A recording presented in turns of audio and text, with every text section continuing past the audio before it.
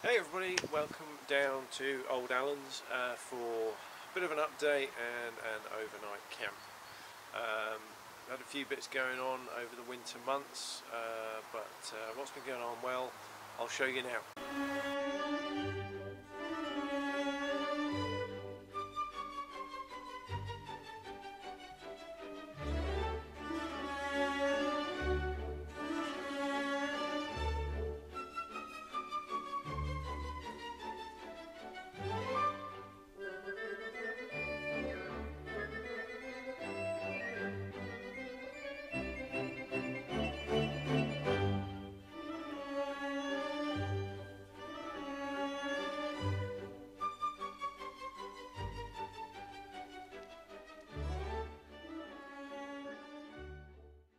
And now you're back, we can get on with what we're going to do today.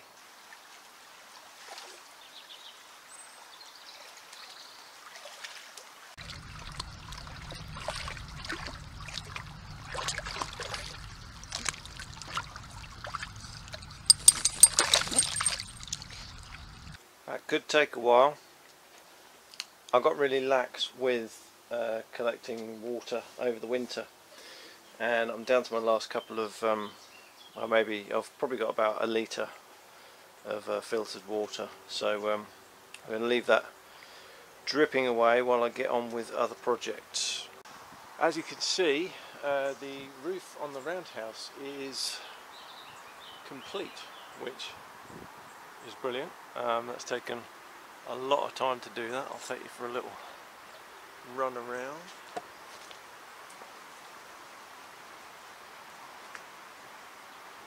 Basically, I got started on this, and then summer came along and I ran out of steam somewhat. But just recently I had sort of resurgence and got it finished. So it looks a lot neater. Looks almost like a shaggy ink cap. So I think rather than calling it a roundhouse now, I'm going to call it the toadstool house. If we come through the woods, that looks a damn sight better than the blue plastic sheeting which was visible on that roof. There's still lots of things that I would like to do to it. I certainly want to sort of redo these walls. In the ideal world I would build them out of cob, because I've got plans to dig a pond over where the vegetable patch has been, chiefly because I don't really get time to come down here every evening or every other evening to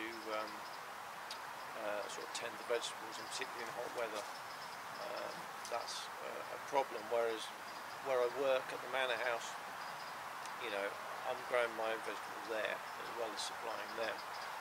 So at the moment I don't need that space for veg. I could always reinstate it in the future if I needed to in another area, but I like the idea of digging a pond. If I did that, I'd have lots of clayey material coming out, mix that up with chopped straw, etc.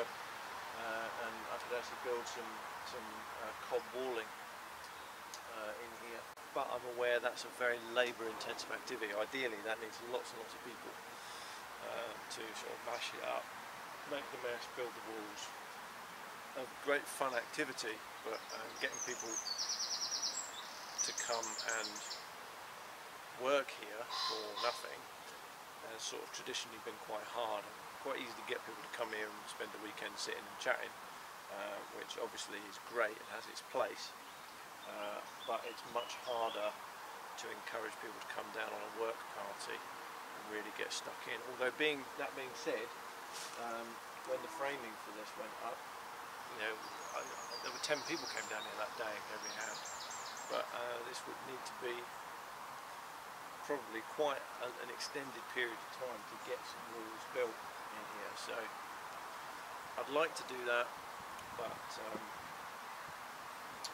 I don't know how possible it'll be, so I'm being practical at the minute, and there'll probably be some more timber walling going up realistically for the time being at least. But on to other things. As we wander through the springtime woods,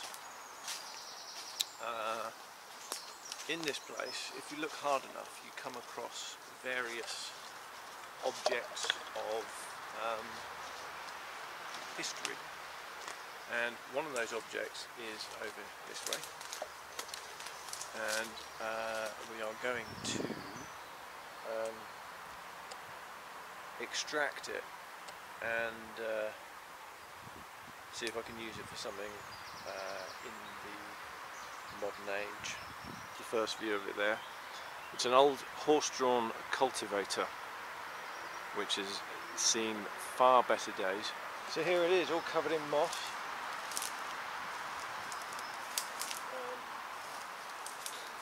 This is where the seat would have been. Right then, what we've got here is a slightly moved forward and very tied up. I thought I was going to have to use the winch, but actually it moved without the winch once I've got the tines freed up and out of the ground. This wheel here, incredibly weak. It's just, well, it's just collapsing over. It's all bent. These spokes, one of them's actually detached, and then it's all just locked in the middle here. So we don't know. The rivets have failed on most of them. So I don't know how well that's going to move. The other side seems okay. The front has come very, very loose. In the process of shifting it just that little way. What I've done, I've wrapped these around these bolts because that metal piece will just pull straight out of that end. So hopefully we'll go fully in the way, keeping that all tight. Hopefully that front wheel will stay in place, but we'll see if we can get it out of the woods. I do need to be a little bit careful about how I do this, because I'm about 20 feet from the front of those hives, and with it being a nice spring day on the fronts of those hives, which is great. There's two hives face this way, and then there's two sort of nuclei, which are sort of like little baby hives. They're facing the other way, but all four of them have got activity on them today. So it'd be good for me to get out of this area as quickly as possible. And of course, with it being spring and bee season, it's also vole hunting season for Wilma. He's sniffing around after voles, rabbits, deer, foxes, badgers, anything that's been through here. Should have a good old sniff around afterwards.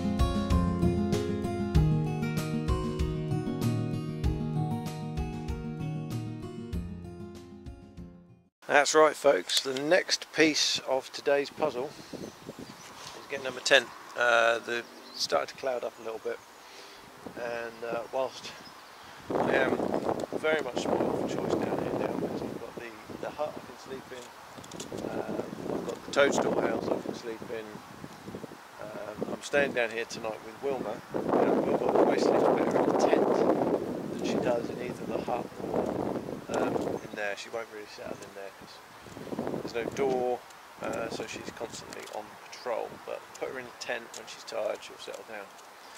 So, new tent. No idea what the what it's like, but this was a classic. Popped in to Go Outdoors. I believe Freedom Trailers Go Outdoors' own brand. Popped in Go Outdoors, saw one of these up on display, an Apache 4, and I think it was 50 quid. It was either £50 or £60, I can't remember. And I just thought, do you know what, for campsite camping, going away for a weekend with friends or whatever, with a designated site where you're going to be in the car, it'd be ideal, because it's not the lightest of things and it's not the most robust of things. It's only a cheapy tent, but we'll see what it's like tonight.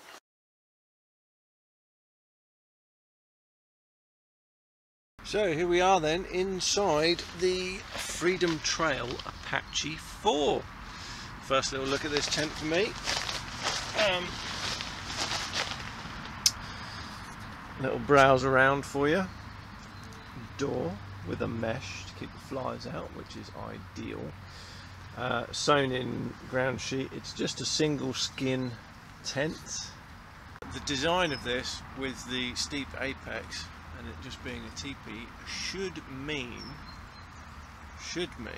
that the weather will just, run off very quickly. There shouldn't be any points where it really sort of takes its time to roll off. So we should be fine with that. Loads of space. I mean, that's the initial impression. And you probably can't tell because I'm just holding this camera on my hand. But for me to lie down in here,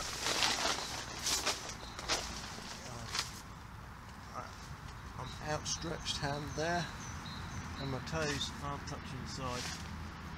I've got loads of room, and crucially, I can stand up in the middle. Obviously very close to the pole, but I can stand up, so getting dressed, whatever, much easier. The only thing that I really don't like about, and this applies to any of these with a sewn in ground sheet, of course, let's say you're cooking and it's wet, it's raining, you're going to want to be cooking outside. You're going to want the door open. You can't have the door open while it's peeing it down with rain, because you're going to get all soaking wet in here, which obviously defeats the object of being in a nice tent. So, there might be, you could put like a mat down, I suppose, to cover that area, or you might be able to peg the door out a little bit to give you some protection, but ideally you're going to want to sort of string another tarp as a door cover, to cover that area sort of thing from the rain. It's not ideal, but as I say, purely as a basic, I'm going camping, I need a tent, I'm not doing anything fancy, ideal.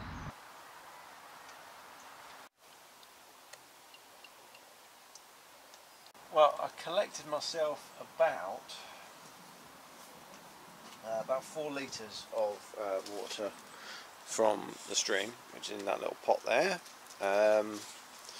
and don't mind Wilma scratching her butt. She's been chasing about, so she's a bit scratchy. She's stung herself with the nettles and things, so yeah, she's a bit scratchy at the minute, so ignore her. I've started boiling up a load to purify, because I did think I'd got a load of water purification tablets here, but I haven't, so it's like, well, I've got to boil it, but on the little stove it's just going to be a bit of faff, take a load of time, so I'm going to fire up for the first time this year the big stove, and then I'll be able to make some bannock and things like that as well, that I want to get made for later on, and keep that going for my tea. Fuel for that stove today is these offcuts of wood down here, and in the bag here I've got quite a lot of this. My brother Tom is a wood turner by hobby, very good one as well. He's Excellent. And I've got a load of his offcuts, you know, bits of wood where he's cut things out, made things up, little blocks that, you know, turns out it wasn't good enough, whatever. So I've got loads of this sort of stuff, which he brought down last weekend. So I'm going to burn a whole load of that, which is ideal.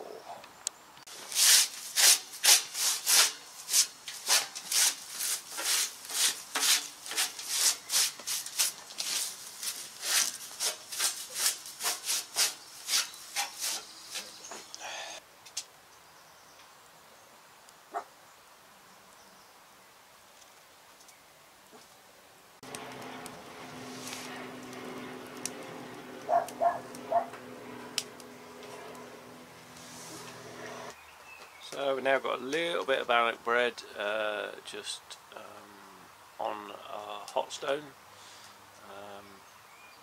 on top of the fire. The next old machine lies buried right in there.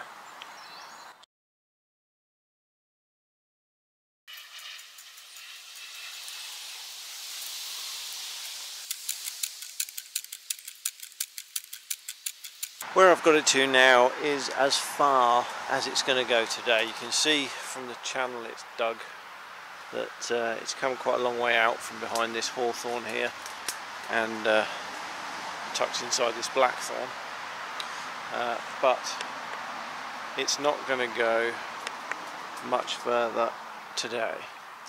Reason being, I've sort of worked out that I can't get it out of here without destroying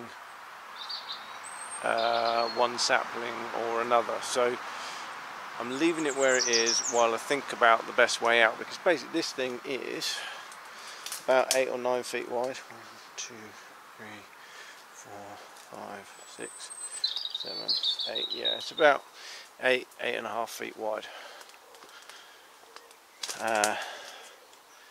And these trees have naturally spaced themselves about 7 feet, well, between 5 and 7 feet apart. So it's very tricky to work out. Yes, that is as far as it's getting for now, while I think about how best to extract it. Because I don't want to lose any of the cover in the road, because the field obviously gets enough road noise as it is. The more cover I've got, the more that gets dampened down. Well, it's just coming up to, you can't see anything, just coming up to 25 to 8. There's actually still plenty of daylight outside. I'll poke the camera out there. See that?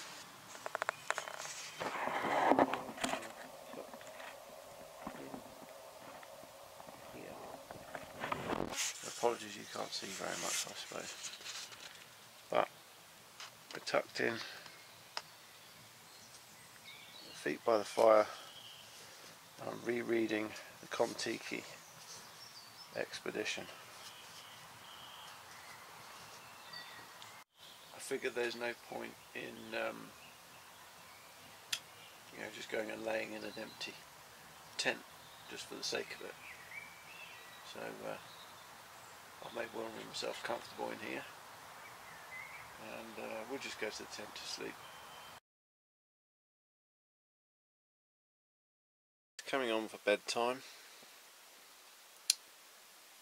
and being a posh git, I'm having an organic chamomile tea. I'm just heating up some water on a trangia with a little folding, well, not folding, just 2 pieces of metal just slot together, sit in there, give you a little stand for your pot. Ideal.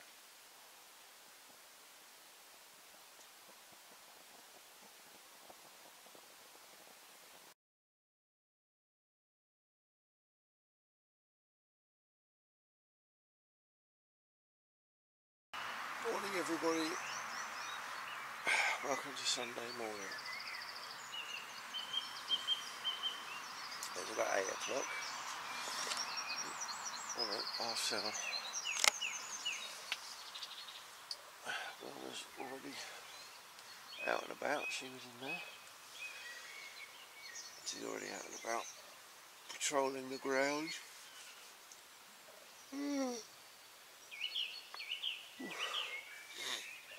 Tiny bit of overnight rain. You see spots on the canvas. That started about 5 o'clock this morning. It's already stopped for now. There's lots of natural springs, chalk springs from the high ground. That's it then, the campground area is all packed up. The toadstool house and the shed, it's all clear. Tucked away for another day. Still got the tent out in the field. So I'm going to leave that up today. So I've got to go and meet a chap now. Because I've sold him a mower, so I've got to go meet him, do the pickup. So I'm going to leave the tent up for now, and I'll just grab some of my bits out of it, and then we'll be heading off on our way. Come on then, Wilma, let's go home. Thanks for watching. See you again soon. Take care all.